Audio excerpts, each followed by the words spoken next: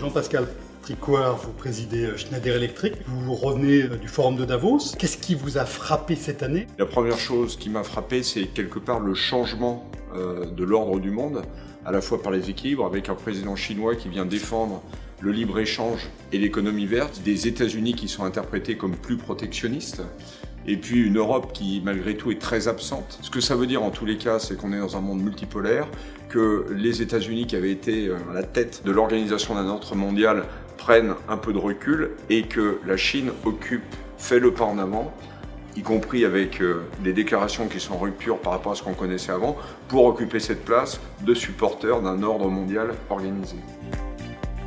Alors à Davos, on parle toujours beaucoup de technologie. Cette année, moi, ce qui m'a frappé, c'était à quel point on a parlé d'intelligence artificielle. Vous, qu'est-ce qui vous a frappé sur cette dimension technologique? Alors, on parle toujours de l'impact de la technologie sur le monde et de son interaction avec le monde. Finalement, la technologie, c'est pas une affaire simplement de technologie, ce sont des vrais changements de société. Les grands thèmes, cette fois-ci, c'était bien évidemment l'intelligence artificielle. On devrait parler aussi de la réalité augmentée, des transactions accélérées par le blockchain, des nouvelles évolutions dans la vitesse de calcul, de computing. Et dans notre domaine, le domaine de Schneider, bien évidemment, tous ces éléments de digitalisation poussent complètement la digitalisation des activités. Chez Schneider, c'est d'ores et déjà 50% de notre chiffre d'affaires.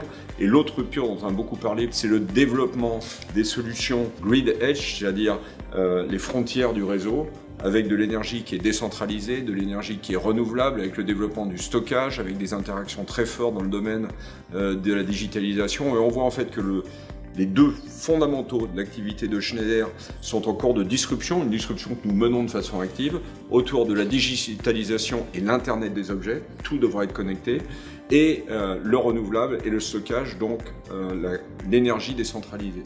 Donc on est au cœur d'une double révolution qui en plus s'auto-alimente, donc c'était un moment très particulier.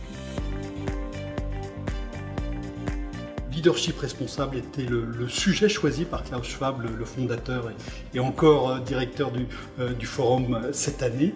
Comment vous avez senti cette notion de leadership responsable? Je pense que c'est quand même une des marques de Davos, de rassembler des leaders qui estiment que leur entité, que ce soit un pays ou leur entreprise, a un rôle au-delà de ce qu'ils font eux-mêmes. Moi, ce qui m'a frappé, c'est quand même cette espèce de vue contradictoire entre des pays qui, dans la même semaine, disaient finalement on va se refermer ou se retirer vers nos intérêts personnels, et en même temps des entreprises qui, eux, disent le monde rencontre des problèmes d'inclusion, des problèmes d'accès à l'énergie, des problèmes d'accès à Internet, des problèmes de pollution.